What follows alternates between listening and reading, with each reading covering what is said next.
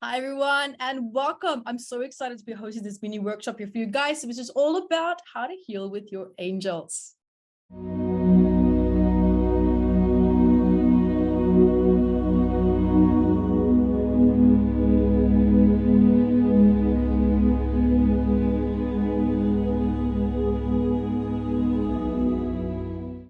Hi everyone, EVETTE Rose here. Guys, I'm so excited to be hosting here this mini workshop for you. And guys, also just quickly for those of you who don't know me, I'm the author and the founder of Metaphysical Anatomy, which is a big book of 679 medical elements. And that is the psychosomatic stress behind adult, ailments, diseases, and also psychosomatic and psychological stress and problems. And your body's talking, are you listening? So here you're going to be finding out all the deep-rooted patterns and self-sabotage and triggers and trauma points that could be very interesting and fundamental for you to know and understand in order to help you to improve your quality of life. And yes, we absolutely have one for kids as well. So your ancestry is talking. Are you listening? Because these little ones have not had a long enough life to experience to actually build up certain stressors or self-sabotaging patterns. And these expressions are coming from somewhere. So also, I have my intuitive body workshop, learn how to read your body like a book, as well as my MAT level 1 trauma release course, which is all about this book as well. How to work with this book if you want, which is completely optional, but also how to release trauma, how to get to the life where you want to be. As well as we have many more wonderful workshops, such as our Intuitive Spirit Guide workshop. We're going to be teaching you and showing you how to heal and work with your angels and your guides, as well as how to become a medium and how to work with animals and how to speak to animals as well.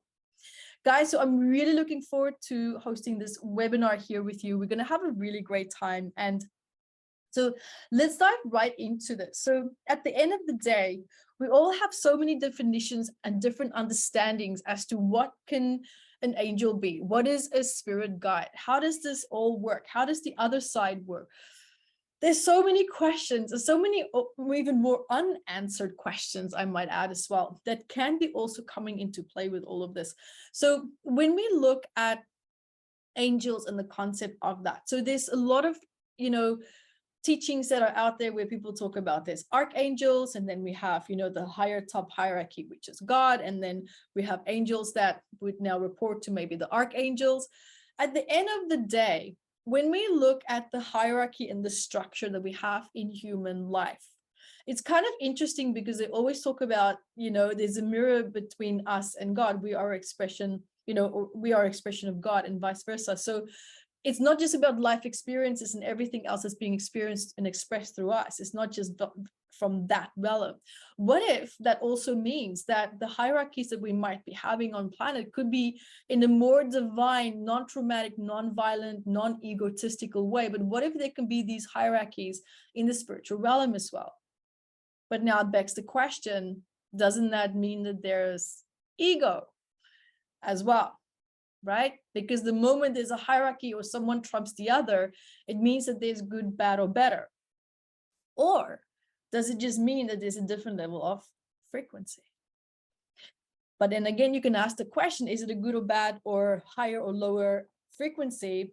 And then when we bring our definitions into that, we bring the ego into that, we can bring the competitive sense of self into it, we can bring the part of the biology of our sense of self that's traumatized into it, and we add and create more meaning, more intellectual meaning.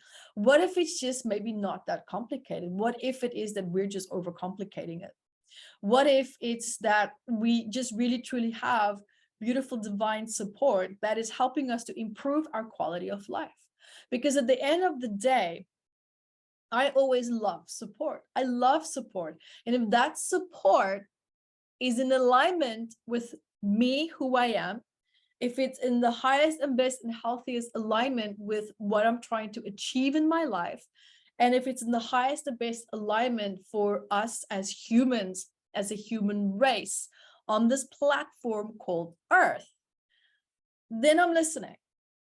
Then it's something that I can really truly connect to, and something that I would feel a little bit more comfortable with working, because there are so many other different and diverse beings out there that it can be a little bit nerve-wracking. It's like, who do I talk to? Who do I connect to? Who am I really talking to?